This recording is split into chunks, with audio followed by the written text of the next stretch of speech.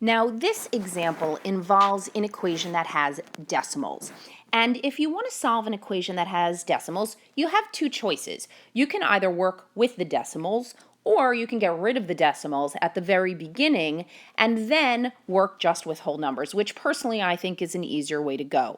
So let's take a look at this problem. What you have to do is you have to take a look at all of the numbers that you have and say, how many decimals do we have? Well, this one has 2 decimal places. This has no decimal places, this has 2 decimal places, and these both have no decimal places.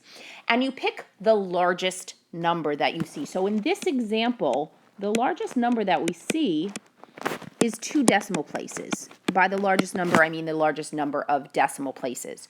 So what you do is you take your equation and you move each of these numbers 2 decimal places. So we move this 2 decimal places, and it becomes 2x. Now notice the 1 does not have a decimal, but where is the decimal? It's always at the end. So if we move it 2 decimals, it now looks like minus 100. The point 12 becomes 12, and then we have x plus 8. Now notice something, because I usually get this question, why don't we move the decimals inside the parentheses? And the answer is once you've moved it outside the parentheses, you do not have to worry about what's going on inside the parentheses. We've taken care of it. So we have 2x minus 100 is 12 times x plus 8. And now this should be a relatively easy equation to solve. So the left-hand side is going to stay as it is, 2x minus 100. The right-hand side we're going to distribute, and we're going to get 12x plus 96.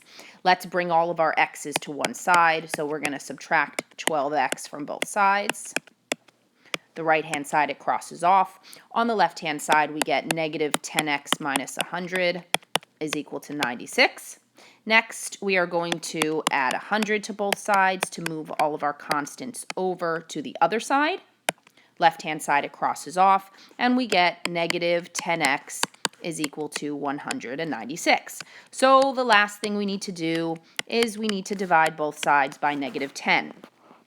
And so we get x is equal to negative 196 over 10, which we have to simplify, which becomes negative 98 over 5. And you can leave your answer as an improper fraction. And remember also, you're not going to get nice whole numbers as your answers. Most of the time, you're going to end up with improper fractions as your answers. And we're done.